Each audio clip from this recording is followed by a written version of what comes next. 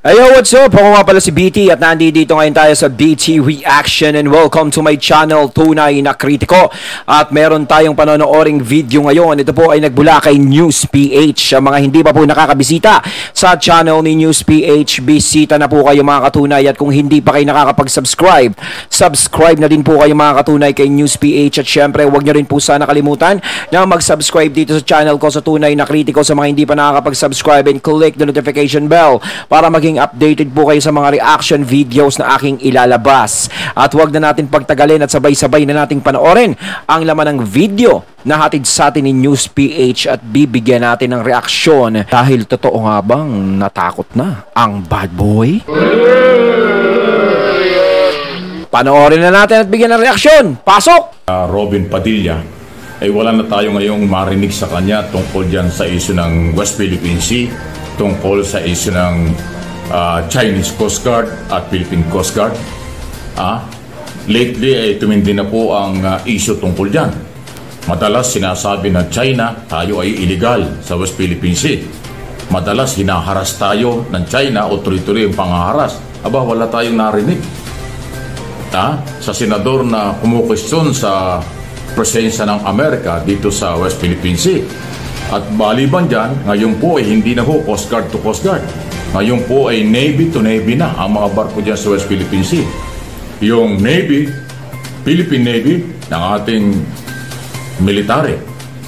Tapos yung barko ng China na naglalaman ng mga sundalo rin na sinasabing maaaring yan ay grupo na ng People's Liberation Army ng China.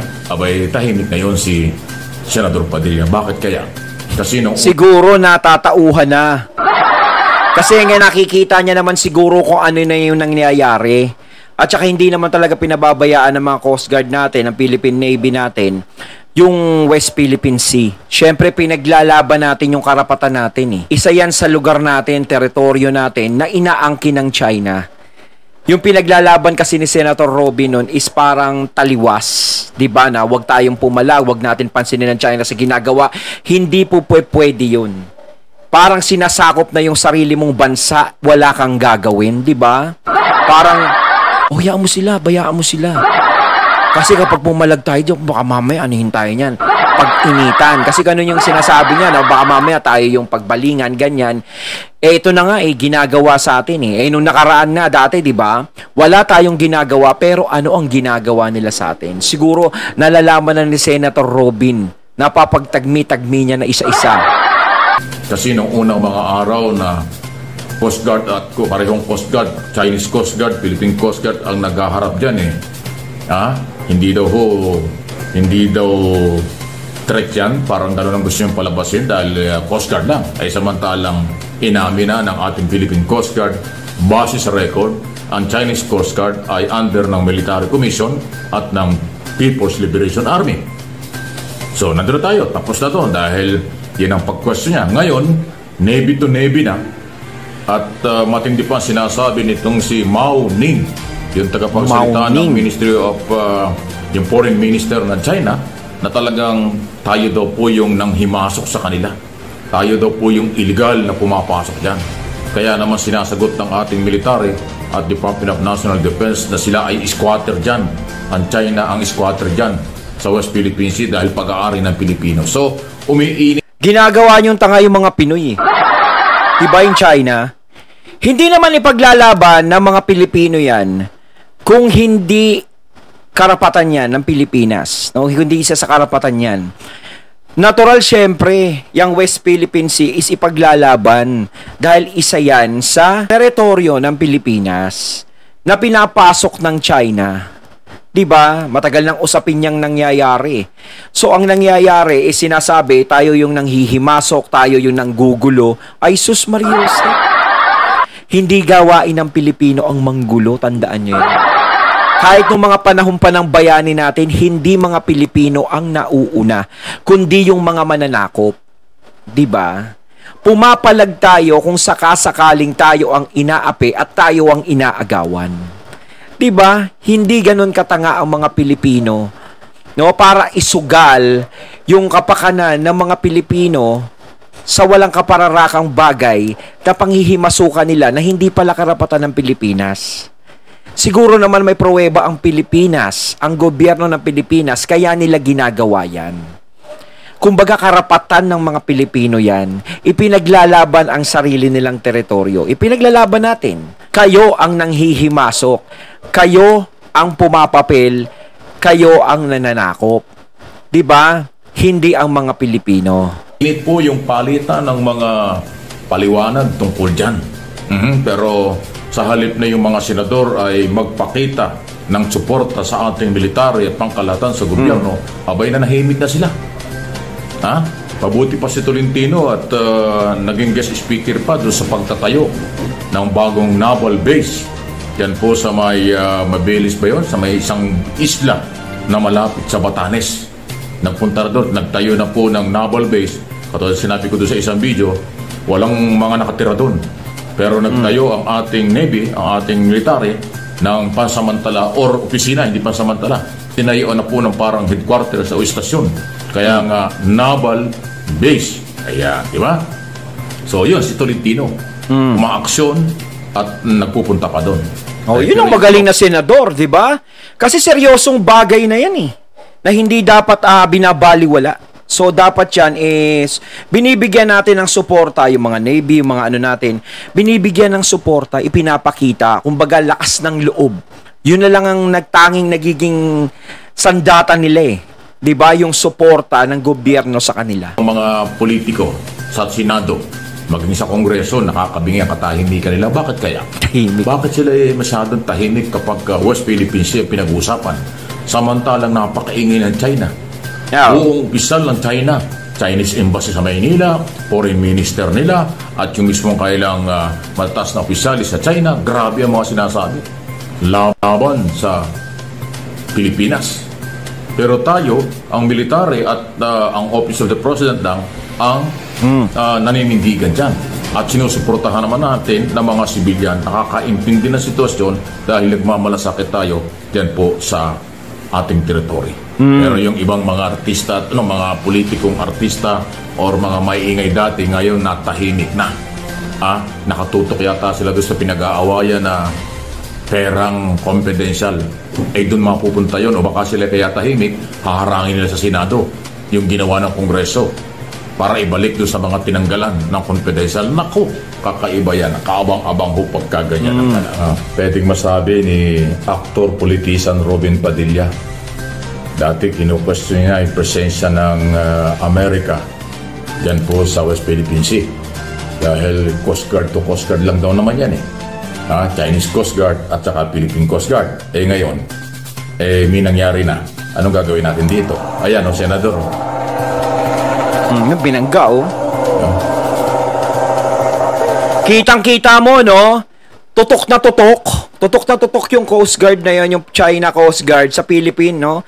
Talagang imposibleng ang Philippine Coast Guard ang may gawa nun eh. Kasi kitang-kita mo eh. Ito yung China, ito yung Pilipinas. Dumaan tapos tinumbok. Ang tanga-tanga naman ng timonel kung ganun. Diba? Ano yung tulog? Kaya hindi Pilipinas ang nangunguna. Dating-dati pa ginagawa ng China yan sa atin. Kinakaya-kaya nila tayo. Diba? Hanggang ngayon.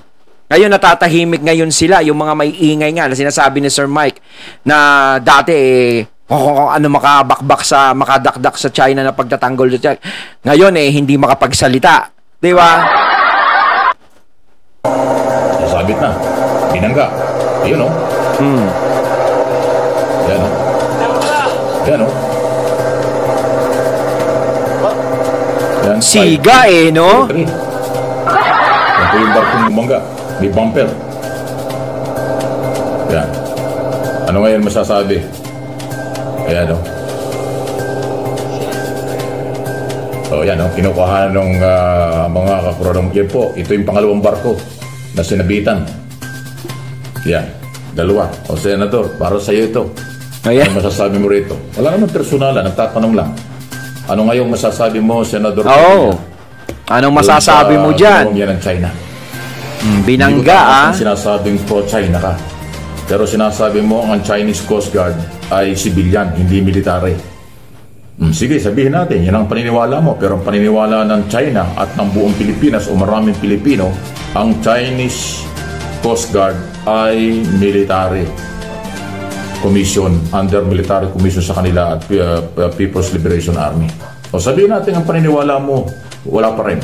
Paniniwala mo, civilian pa rin yan. Ito, ibang issue na ito. Binanggana yung ating barko na magsusupply sa ayungin ng ating dalawang barko yan. Magsusupply dun sa BRP Sierra Madre. Mr. Senador at yung mga samahan mo, paano ngayon yan? Sa tingin po ninyo, yan ay for maritime security pa rin yung ginawa nila? Mali na yun. Tatanong lang po, inuulit ko, sa tingin mo, Mr. Senador, yan ay maritime security pa rin ang ginawa nila? Binangga tayo, sinadya, may bumper yung barko para banggain yung ating naghahatid ng tubig, medicine at pagkain doon sa ating mga sundalo. Tapos yung isang barko natin, dalawa kasi, yung isa barko ng mga mangisda ginamit para sa pag-supply. Yung isa mismo, Philippine Coast Guard na binangga yung pinaka-huling likod ng malaking barko. Pangalawang nakita niyo sa video, di ba? So, China talaga, walang magawa, no? Nanunubok. Yan ang nagpapatunay na hindi lang presensya ng Amerika ang kailangan natin. Presensya na ng lahat, wala at kumakampi sa Pilipinas dahil sa international law na under exclusive economic zone ng Philippine government, Philippine authority, ang West Philippines. Pero kahit kailan, hindi yan ginawa ng Amerika sa atin. Wala silang ginawang problema sa atin. Sa halip, tinutulungan nila tayo.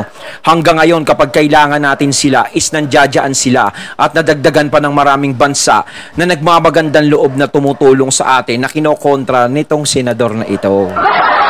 Diba? Pero ang China ay inaabuso tayo ng ganyan na hindi naman tayo pwedeng manahimik na lang. Lagi silang ating tinitignan. Diba? Pero tayo ba, tinitignan tayo ng China kung ano yung nararamdaman natin, kung ano yung nangyayari sa atin? Hindi. Wala silang pakialam. So, ano ang dapat nating gawin? Ang tagal na nila tayong inaabuso, hinaharas. Dapat ngayon, medyo magsalita naman tayo. Lumaban naman tayo kahit. Hindi naman yung gera, ha? Hindi naman ganon. Ipakita din naman natin sa kanila na, amin to, ganto, ganyan. Kinakaya nyo kami. Hindi kami papayag na ganun-ganun lang. Kaysa yung matakot ka sa kanila, kasi kung ipapakita mong natatakot ka sa kanila, wala. Habang buhay ka lang nilang kakayan-kayanin. So wala nang dahilan para questionin ang presensya ng mga kaalyadong bansa ng Yes. Kasintabi na Mr. Senator, kung hanggang ngayon, yung pa rin ang iyong paniniwala, ay iwan ko lang. Iba ang sitwasyon noong ikaw ay nagpunta dyan na sinasabi mo, kaysa sa ngayon. Dati niraradyo-radyohan lang, dati hinaharang-harang lang, dati ay pinadadaptisan lang, pinaninipisan, parang binubuli lang tayo. Ngayon, binangga na tayo. At dalawang barko pa. Walang Mali araw na pinili. Sunday, kahapon ng umaga nangyari yan, magre-resupply yung ating mga barko. Binangga ng dalawang barko ng China na may bumper nga yung isa nakita natin. So, di ba? Ano kaya? That's bad. Anong masasabi niyo yan? Hindi lang po si Senador Robin Padilla ang inihintay natin magsalita at kung ano man. Kung hindi yung lahat ng mga may kinaukulan dyan. Pabor o hindi, sa China, ay dapat madinig natin lalo na sa mga politisan. Hindi pwedeng manahimik kayo. Kasi kayo ang mga leader ng bansa. Ang leader ng bansa, hindi lang ang ating Pangulo, hindi lang ang pangalawang Pangulo. Lahat ng nasa gobyerno elected. Yes. Lalo na yung mga dapat lahat dyan nagkakaisa. Di ba? Hindi lang yung Pangulo tsaka PC. Kung ano ang policy ng Executive Department ng Presidente. Pero yung mga elected congressman, senador, governor at iba pang local official, kayo ay merong mandato. Kayo ay merong karapatan at obligasyon sa lalim ng batas manindigan. Huwag niyong ipaubaya sa military lang at presidente lang ang isong ito. Yes! Lalo na ang mga national official na senador at congressman, dapat magsalita kayo at manindigan kayo rito. Bakit paisi-isi? Nakikiramdam lang kayo. Hindi ito problema lang ng taga Luzon. Hindi ito problema lang ng taga Central at Northern Luzon. Problema ito ng buong bansa. Yes. Kaya kahit na seryosong problema. Galing sa Visayas o galing sa ibang rehiyon, may karapatan din po kayo. Ayun, natating natin kaya ng video na nagmula kay News PH at syempre nadinig din natin ang boses na yon na nagmula kay Sir Mike Abe. Ayan ha! Senator Robin, anong masasabi mo dyan? China talaga, nakikita mo na siguro, di ba? Na kung anong ginagawa nila. No, magaling kang artista pero sana sa pamumuno mo sa Senado is i-apply mo rin dyan yung pagiging magaling mong aktor. Sana is isipin mo lagi ang kapakanan ng Pilipino sa tama, hindi yung kapakanan ng China. Ayun mga katunay, kayo na masasabi nyo tungkol dito. Comment lang po kayo. So once again, I'm BT and I'm out. Peace.